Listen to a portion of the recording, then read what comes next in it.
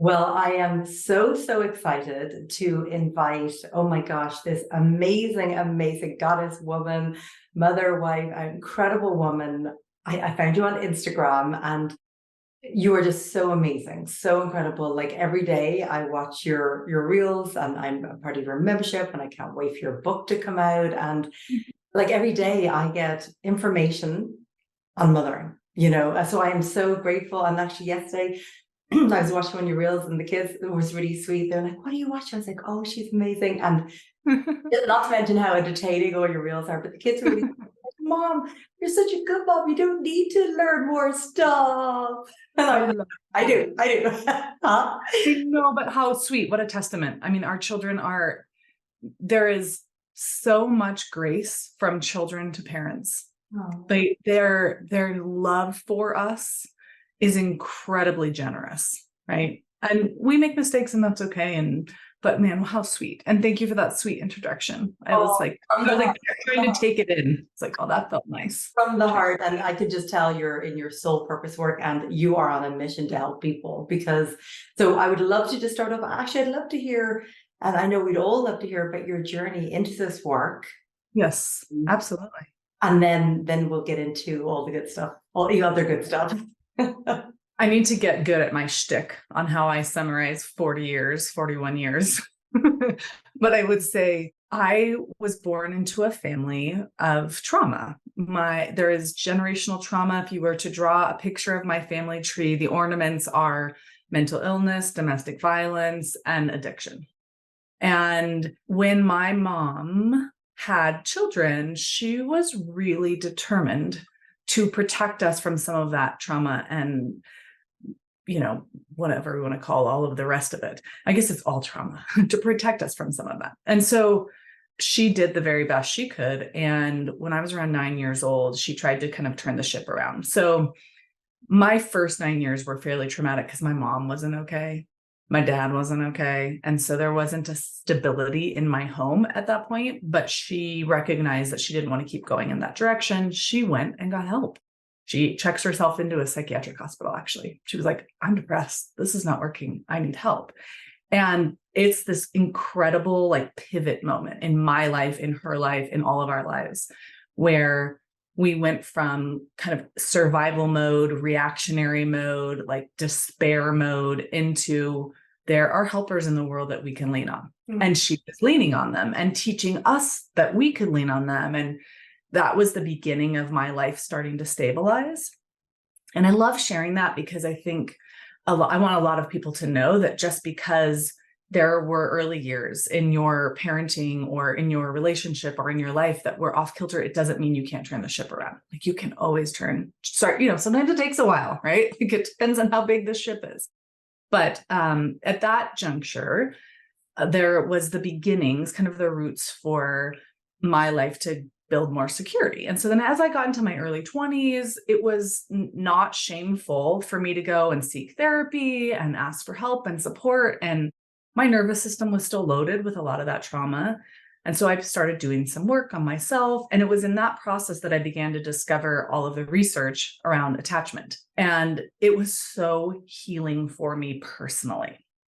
It was one of those things where everything just went click, click, click, click, click, click, click. I was reading about it. I'm like, oh, that's why. And this is how. And the way that my attachment stuff was playing out in my close relationships made sense in a way that it hadn't made sense to me before.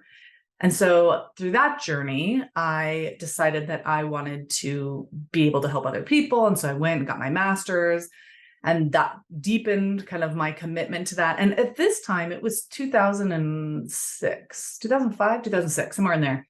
And people weren't talking about attachment. So I was like the weird kid in graduate class. It was always like, well, and as this relates to attachment, everyone else was kind of like, okay, sure. Because we were very behaviorist in the clinical field still at that point. And, but I knew in my heart, this matters. This is a very important piece. And then I started reading Dan Siegel's work. I don't know if you've ever read his work. And he started making those connections for me around the neuroscience and what's happening in the brain and the nervous system. And then I spent the next 17 years practicing and researching and really truly nerding out on attachment. And a couple of years ago, I decided it was time for me to kind of expand where I was sharing that. I'd been sharing that with my clients, and that was powerful, but it was also sometimes really sad because I was working with people who, had they known what I could teach them earlier, would have made that same pivot my mom made much earlier.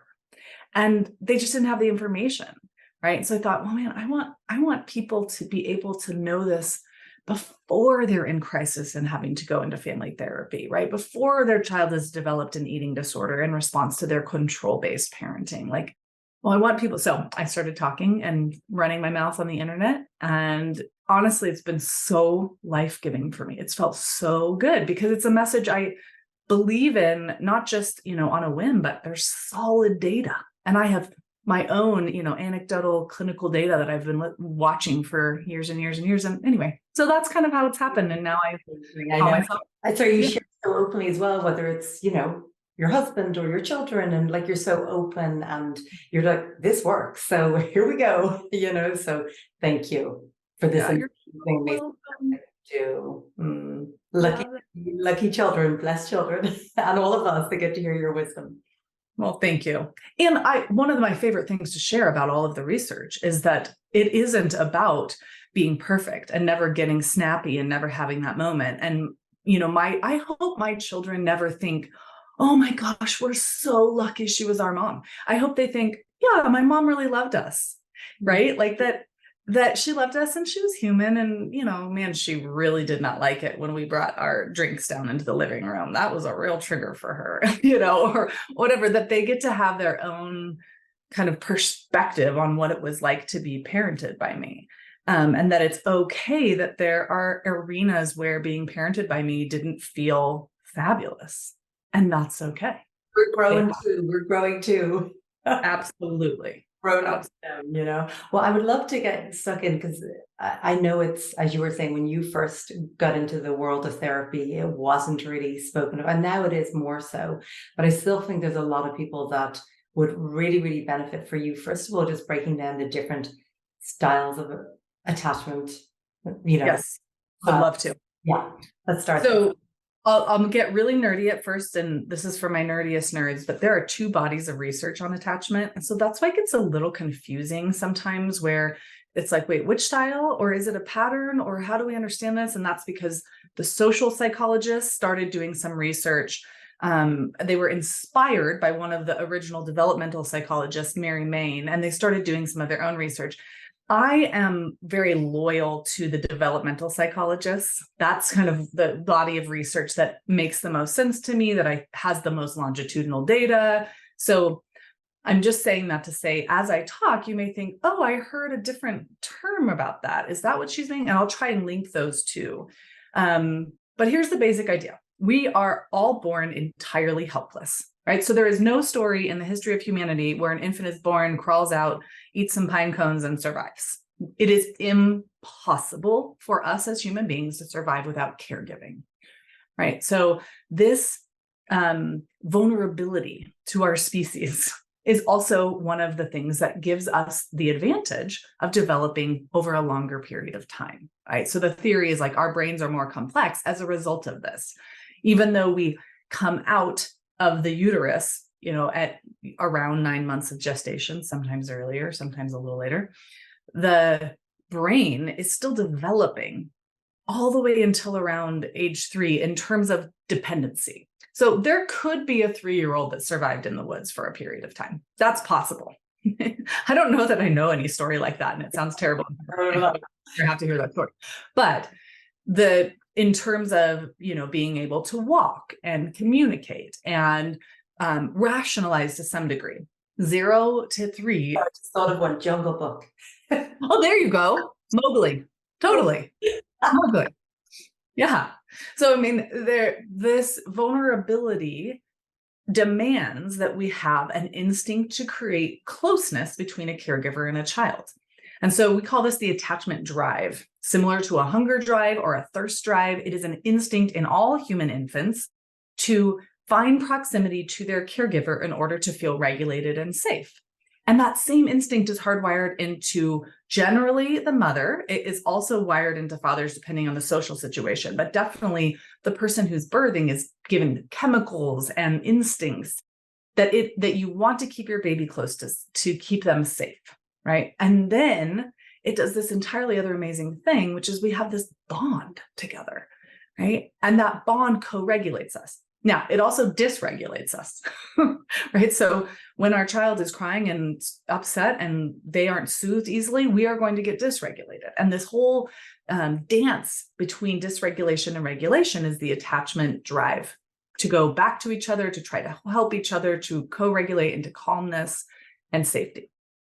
Now, we all know that not every baby is given a caregiver who is well enough to do this well, right? So we have different experiences in our own childhood, and then that affects the way that we parent our babies.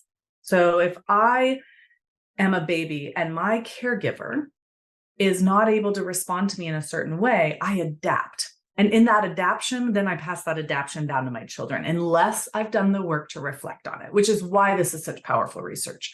Is that there is solid data that when we reflect on how our caregivers interacted with us and what that pattern was and how it impacted us, and we let ourselves feel the feelings related to it, we are then free. And so this is another term that gets used. We are free, autonomous, secure to then pass on a secure pattern to our children. So then they can pass that on to theirs, and so on and so forth. So I'm going to break it down into kind of really oversimplistic, because this is obviously incredibly complex data. We have so much information, and it looks a little different in every dyad between every caregiver and child. But there are generally 4 different patterns that we see between a child and a caregiver. And the reason I use the word pattern and not style is because the pattern between a child and one caregiver can be different between that child and a different caregiver. And most of us have multiple caregivers. And so the way in which we form our attachment pattern shifts relationally dependent on the caregiver. But generally, if a caregiver is emotionally warm, highly responsive, and able to read our internal cues accurately, then we develop a secure pattern, which means that we reach for caregivers when we're worried, distressed, feeling shame, feeling uncomfortable in a situation. We seek proximity to our caregiver, we cling to them, and we feel comforted quickly as a result of having done that. The next pattern is if we have a caregiver who is intermittently available. So sometimes they're able to offer us refuge and sometimes they're not. And that might be a result of their own mental illness or addiction or some belief system they have that allows them to be available for certain needs, but not other needs. But what happens is then the child is able to sense that there is some care and some refuge in that parent, but they aren't able to predict exactly when and why they'll get it. And so they develop what we call an ambivalent attachment pattern. In adulthood, we call it a preoccupied attachment pattern. In the social psychology research, this would generally be called the anxious pattern. Although in developmental research, we use anxious to describe any non-secure pattern. They're all anxious. So this child, their coping skill is that they try to keep their caregiver as close as possible at all times because they don't want to get them out of their sight because they're like, you're going to go and then I'm not going to have you. And so it's like they're waiting for the other shoe to drop, and that hypervigilance keeps that caregiver close. And the other thing they do is they don't soothe. They've learned not to soothe, because if I soothe, I feel better. I don't know if you're going to continue to be available to me. So I'm going to protest your attempts to soothe me, and I'm going to continue to seek you. I want you, I want you, I want you, nothing you're doing is working. I want you, I want you, I want you, nothing you're doing is working. The third pattern we call the anxious avoidant pattern. And in adulthood, we also call it a dismissive pattern. And this kiddo has a caregiver who is unable to respond to their tender emotional needs effectively. Sometimes their caregiver is avoidant dismissive themselves. And so they ignore feelings, or they punish feelings, or they're uncomfortable and they, get weird about feelings, but their response is inadequate for soothing. Or it's a caregiver who has a pattern like we just discussed, the ambivalent pattern, preoccupied pattern, where their response to their child's distress is intrusive. So their child gets upset and they also get upset, and that dysregulates the child more. So this avoidant child has learned there is no benefit to seeking my caregiver when I'm in distress. There's no benefit. And so I am not going to do it. Instead of reaching like the secure baby, we're going to just distract. I'm going to look at the toys. I'm going to play on the ground. And this is really sad, is that we've done some work on testing their cortisol levels, their blood temperature, their heart rate. They have the same distress response as the other babies, as the secure baby, as the ambivalent baby. They just don't show it outwardly. Mm-hmm. So there's still that impact on their nervous system. They just don't signal. They don't cue and bid for help or connection because they've learned it won't help. And then the fourth category, this one is really hard. So all of you have trauma and abuse. It's always hard to talk about this. But these little peanuts have been in relationship to caregivers who are so unwell that they are frightening. Mm-hmm. And they might be frightening because they have abusive belief systems. They think that kids should be, punished when they make a mistake, and they rage and they harm them physically, emotionally. They might be so mentally ill that they're psychotic, or so neglectful that they're, maybe they have an extreme addiction. They have a methamphetamine addiction. And so they will, lay on the floor and pass out, and the child doesn't know if they're alive and has to like feed themselves some way, shape, or form, right? So this is deep trauma. And what we say is, when a caregiver is frightening, it is disorienting to the attachment system. So if I'm scared because I think there's a tiger in the woods, and my instinct, my attachment drive says run to my caregiver, but my caregiver is actually kind of like a bear, I'm frozen, right? And so these poor littles are left to do one of two things. They either have a heightened reaction, a fight, flight, freeze type reaction, a survival reaction when they are in these moments, or they have a dissociative reaction where they sort of check out. They are disconnected to their bodies. So this disorganized pattern, when it is never healed in adulthood, we call it an unresolved attachment pattern. And my own personal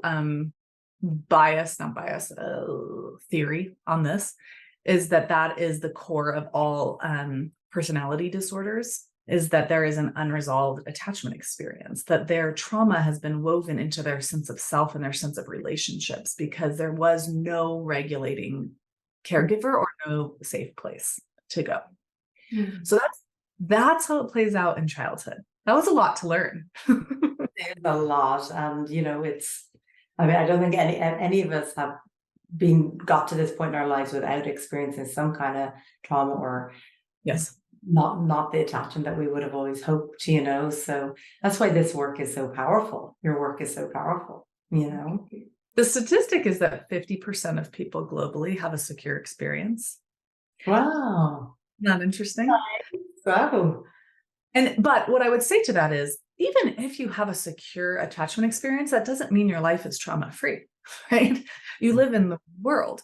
It means that there was a refuge and a safe haven to return to when you experienced trauma, which changed the way that your body digested the trauma. Hmm. Every person who's born into the world is born vulnerable to pain and suffering, period. So, just how it is. But if you have a place where you can go to be seen, heard, felt, and regulated, that trauma, when it comes into your life, when it visits your body and your world, it's much more of a visitor than a resident, because it gets processed out of your body. Versus if there's nowhere to go with it, it has to reside there. And then it becomes a part of your whole way of being in the world. Well, it's the repair, isn't it? You've experienced something hard. And if you have someone you can come to that you really feel that love, it repairs. Yes, exactly. Exactly. We're resilient. I mean, I believe very deeply that the core of human resilience is relational. Yeah. Yeah. It's something you get from others. Mm. Yeah. Even for introverts? Do you think that even so much for introverts? I do. I would say, So I consider myself a people-loving introvert. I definitely get my energy in alone time. I mean, even when I'm making my videos, I'm alone. Yeah. I think that's part of why I have energy for it. I really need time by myself to like reflect and move my body. And but when I am in a place of distress or tenderness, that alone time simply helps me organize my thoughts and my needs. I still have to have people then to come and partner with me in processing what's going on and what I'm feeling and validating and holding me and, you know, all of that stuff. Like that's still ultimately where the repair happens. I just have a first step that is like, okay, I need a little time to recharge. Absolutely. But then, you know, that you talk about all these relationship styles in a relationship, but don't you think that they end up playing out with your own connection with yourself anyway? Like that's Yes. Interact internally with yourself. Beautiful. So one of my dear friends on Instagram, you can follow her. You should follow her. Her name is Rachel Sampson. Her tag is at Australian psychologist. And she and I studied the strange situation together, which is one of the most important pieces of research on attachment. She's also an attachment nerd. Like we have that same level of interest in the data. But she says the capacity to self-soothe is born out of hundreds and hundreds of experiences of being soothed by somebody else. And I think what you're hitting on is our relationship to our emotions, our needs, our bodies, our identities in the world is relationally learned. So if I spill my milk and I'm 2.5 years old and someone says, "What the hell were you thinking? Didn't you see that there? Weren't you looking?" That is getting tuned into my nervous system as how I will then in the future relate to myself. Maybe I get an offender bender on the way to work. My internal script will be, "What the hell is wrong with you? Weren't you looking?" Right? But if instead I spill and a caregiver says, "Oh no, oopsies, you spilled your milk. Oh no, it must have been by your elbow. You must have accidentally bonked it. It's okay. We'll clean it up together. We can do this together." Well, now you're on the highway and you bump into that person and you think, "Oh no, shoot." You get out, you say, "I'm so sorry. I don't know what happened exactly. I must have not been paying close enough attention. Are you okay? We'll figure this out." Right? I love that. Yeah, it's the internal dialogue that's created, isn't it? I mean, what zero? I know you said 0 to 3, 0 to 6. Like it's just so. I mean, here's the truth. Our brains are always developing. Yeah, And like they're on, right? Yes. The prefrontal cortex, kind of our thinky brain, our human brain, we say that it comes to full development at age 25. So that's a long time. There are huge leaps. So from 0 to 3 is a huge leap. And then from 3 to 6 is a huge leap. And then we get sort of this middle zone where from around 6 to around 8.5, we're kind of in a chiller place brain development wise. And then hormones start kicking in. And so, so then you have from 9 till, 25. But even at 41, I was actually thinking about this the other day. I was thinking about how I feel so comforted by the amount of people that are joining me in this work. Like it's very comforting to me. It's like there are, right now across my platforms, almost 1 million people who it's crazy. I actually can't even process it. But I do, but what I take it in as is I'm like, oh, there's so many people out there that are like, I want to be connected to others. I want to be a better partner. I want to be a better mother or father, or I just sister, daughter, son. I want to feel like that is so comforting to me, and I believe that's probably having an impact on my neurochemistry. Of course, I'm just getting even chills on that. Like, because when you're showing up for something that's so true on every level of your being, and then it's being received, and then I am sure you're getting messages all the time about how, like, I even know for me, even just with, your classes are incredible, and we'll talk at the end of it. I'd love to know how everybody can get in touch with you and everything, but even just the reels that you do, like, attachment nerd. It's just boom, it's like a 1 minute, it's like, cool, I got it in my back pocket. love that. So yeah, thank you. Yeah, we're changing each other's brains. How wonderful.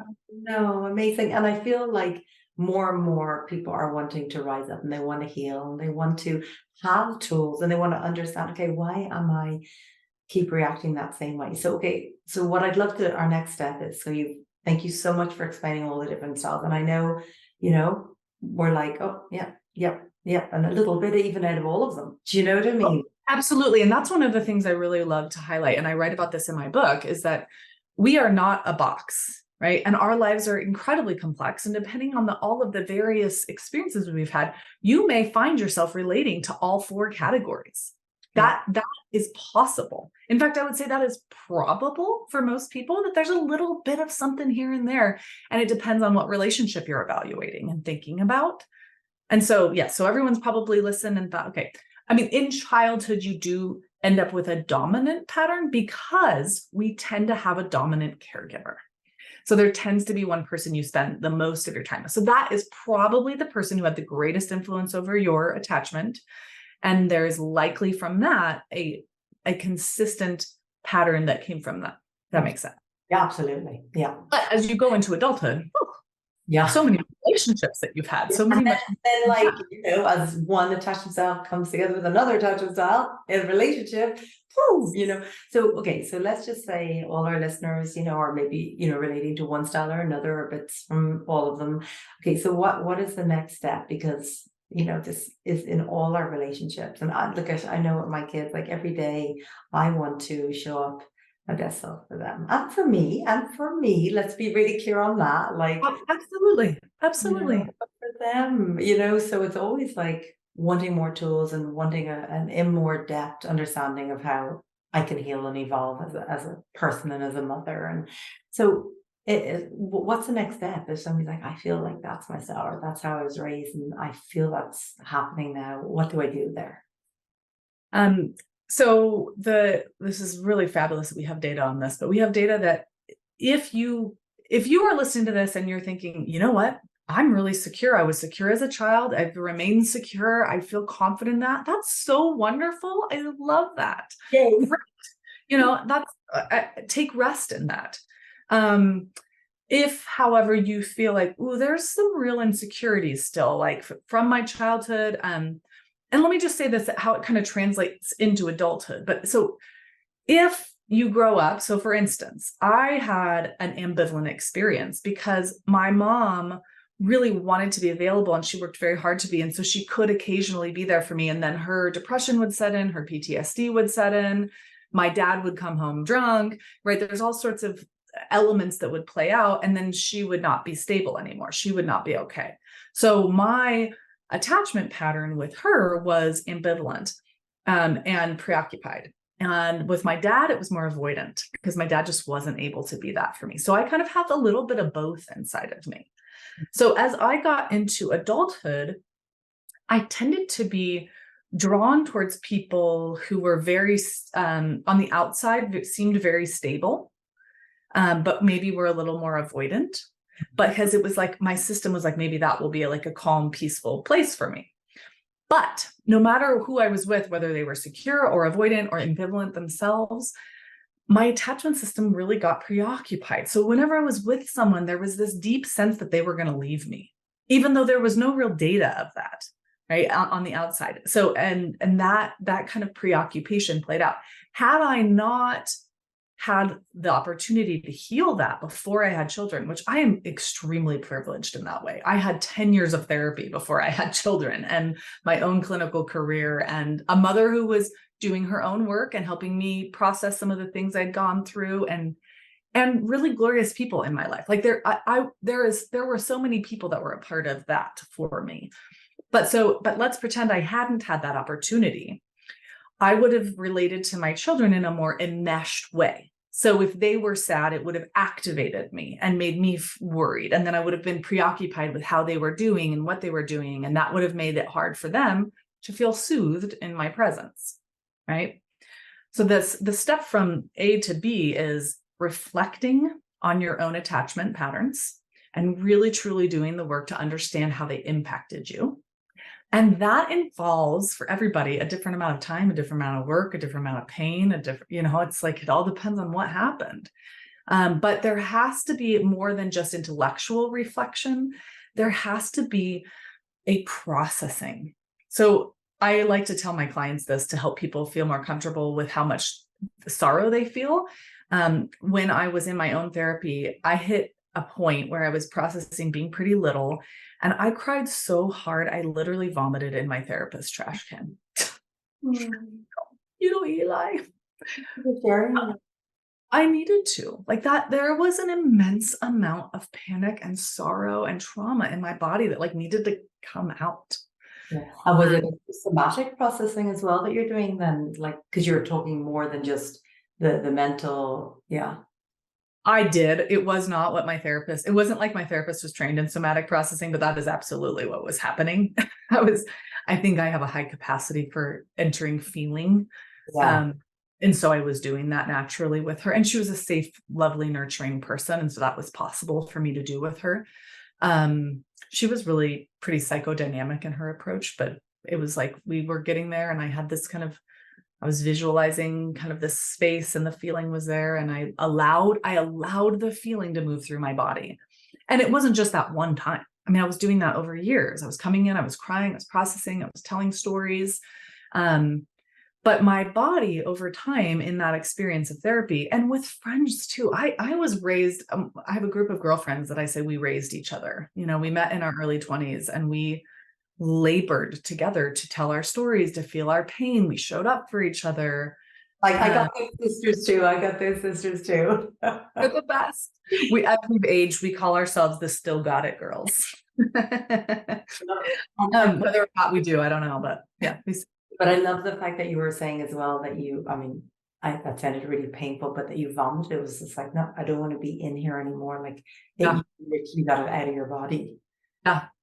And I don't think everyone's going to vomit when they, but like, I tell my clients when they're crying, I say, pain leaves the body through mucus and tears, right? And like, there's a blowing out. There is, it's like, you're getting stuff, you're catharting things out of your body that you haven't been able to do before because there wasn't anywhere to put it in a way that was helpful or regulating, right? So you have to do this work. I'm so sorry. I wish there was like a simpler American answer, well, if you just microwave it, here's how it will work in 35 seconds, but it's not. This is the journey. And having witnesses is key, having people that are witnessing with it and helping you process it and understand it and holding you in that, maybe not physically, but relationally holding that space with you. And then you have to learn patterns that you never learned before. And those patterns can feel really uncomfortable and strange at first because you're acclimated to something else. The entire reason that I made my first book a workbook is because I want everyone to have a guide on this work. I love that. And I think I love the idea that everyone could have a therapist, but not everybody can have a therapist. Sure. And I know people with therapeutic trauma. They went to see therapists who abused them or were terrible with them. It's complex. If you can get a therapist, go get yourself one and take Securely Attached, just as my book, and go through it with your therapist. If you don't have a therapist, but you have dear friends, go through it with your dear friends. If you have absolutely nobody in the world, go through it knowing that I am behind you and my voice is behind you in the book saying you deserve this. It's going to be okay. Hang in there, and then use that to get to a place where you find people and reach for people and bring them into your world. And that's what you're also doing in your membership site, or people come together and have questions and have that consistent support. Yes, that's the goal. We're working on building it up. It's still new, and I still feel like I'm finding all the right people to be in that space, but that is the hope, because it does take a village. It takes a village to raise children. It also takes a village to heal. It takes a village to have a healthy marriage and partnership. Yeah. We are social creatures. We need people. Mm-hmm. So I'm doing everything I can to create spaces where you can have people. I love that. And, the way you're saying to create those new patterns, because, that quote, it's basically our nervous systems will choose a familiar hell versus an unfamiliar heaven, right? Or yes. speech or whatever. So it's like, oh, I recognize you. That's the experiences I had when I was young, but let's get together. And then you're in that same. Yes. So it's like working through that trauma, creating Yeah. new patterns. So it's like you are bringing in a different energy as well as emitting a different energy, you know? Well, and feeling comfortable. I was just talking with a client who is young and single and dating and continues to end up in relationships that aren't great for her. And she just had one recently, and this one only lasted a month and a half. And she said, she's explaining the whole thing and why it happened. And she's like, am I attracting this? And I'm like, no, you're not attracting this. You're attractive. You're a lovely person. It's coming around you. What you haven't learned yet is how to repel this. Like there will always be people who want to use you and abuse you because they're in their stuff and they haven't healed. The key is, do you recognize that? And do you understand what you actually want and deserve so that when those folks come along, they're not appetizing to you? It's like, oh, you're jealous of the fact that you're worried about me being with somebody else and I haven't even known you for a week. Like, this is not Red flag, red flag. no, yes. Well, and I have this new thing. I'm going to do a video about it soon, but where I want us to stop calling them red flags and instead call them stop signs. Oh, because I feel like none of us really relate to flags in the world. So we don't really know what to do with a flag, but we know what to do with a stop sign, which is you stop. yeah. You look in all directions and then you decide where to go. Love that. So yes, that was a stop sign. She needed to stop. And she side. Yeah. And actually she flew past that stop sign, but there was another stop sign that came up and she confronted that stop sign. And then he said, oh, I don't think we should be together anymore. And so I was explaining to her, I'm like, you did it, before you would have flown past 100 stop signs before you actually stopped. You only flew past one and you stopped at that second stop sign. That's incredible. That's amazing. Probably way shorter relationship time to figure it out. Way shorter. Yeah. Yeah. Way shorter. Yeah. But a lot of that is recognizing, okay, what is it that I have learned about myself? And what is it I anticipate in care from other people that I'm willing to settle for such a low bar of relationship? And how can I learn to look for the signs? So the third section of my book, the first section, you're going to go through your childhood. The second section, you're going to work through what that created in you and the pattern that then played out in your adult relationships ongoing, those close attachment relationships with friendships, romantic partners. And then the third section, I go through and I'm like, these are the things you have to develop in yourself to be secure. And you can also be looking at these things and going, oh, this is what I can expect of somebody else. This is what I'm looking for in another person. And this is what I can ask them to develop or I can seek out. So it's kind of mapped out there. Like we're looking for people that are trusting. We're looking for people that are trustworthy. We're looking for people that are generous. We're looking for people that are safe. And I'm kind of mapping out and helping you reflect on what does that look like and how can you tell? So that's kind of. So would you suggest your workbook, your original book, the workbook, and your new book, and doing them together? So no, my first book is my only book right now. So Securely Attached is a workbook. Yeah, exactly. And then I'm working on my second book right now. It's going to be my parenting book, but it's in the works. So this first book is if you're single, if you're a parent, if you're not a parent, anybody, this will help you process your attachment and how you relate to the people closest in your life. The subtitle says for romantic relationships, but that's a marketing thing. Publishers need market. They like, there has to be a lane. But I've written within the text, like this is for how you relate to anyone you're close to. And the translation for parents is going to be, I need to do this work so that I can be a steady, grounded, supported person so that when I'm interacting with my child, I'm not interacting with them in a scarcity space because I'm okay, right? So I'm going to resolve my attachment stuff so I can pass that on. And then my next book, so you have to wait for that one. I'm pushing my publisher. I'm hoping we get it out way faster than we did this one. Well, you're racing. We'll see. I'm trying. I can be pushy sometimes. But yeah, I would say I want everyone to do this workbook because you need to do the work before you're going to be able to take the concepts in the next book and really apply them. You have to do this first. Your nervous system, your heart, your sense of self has to be healed and resolved before all of the parenting perspectives, approaches, tips are going to land. Yeah, exactly. Yeah. So it's an invitation to step in and really turn that beautiful light inwards and just really see what needs to be healed and what steps need to be taken. And I mean, isn't that like the most powerful thing for a soul, just bringing the consciousness to, oh, these things that keep playing out, and these patterns and these ways keep showing up, and the situations that keep repeating, and then just go, oh my gosh, that's the reason. So that's like so powerful, even that first step. You Yes. have the tools. So amazing. Amazing. Thank you so much. So what are some practices that you might suggest that help people just move forward and kind of heal, like stuff that they can do on a day-to-day basis that are just part of the healing journey? Yeah. So I'm going to give you the simplest ones just because I feel like we're all overwhelmed with the Yeah. complex in our lives. Yeah. But the simplest thing that I do is I work hard to be my own ally. So if I'm messing up, if I trip over something, if I'm, going into an event or a situation that I feel wrong, I'm just talking very sweetly and gently to myself. Like, I'm receiving the kindness around me as much as I can. When people are making comments on my page and telling me they think I'm lovely, I try not to do that thing where I bat it away and say like, no, we're all lovely. I try to say, oh, that was so nice. That felt so nice, and let it in and let it affect me. And then I would say being thoughtful about who you give your energy to.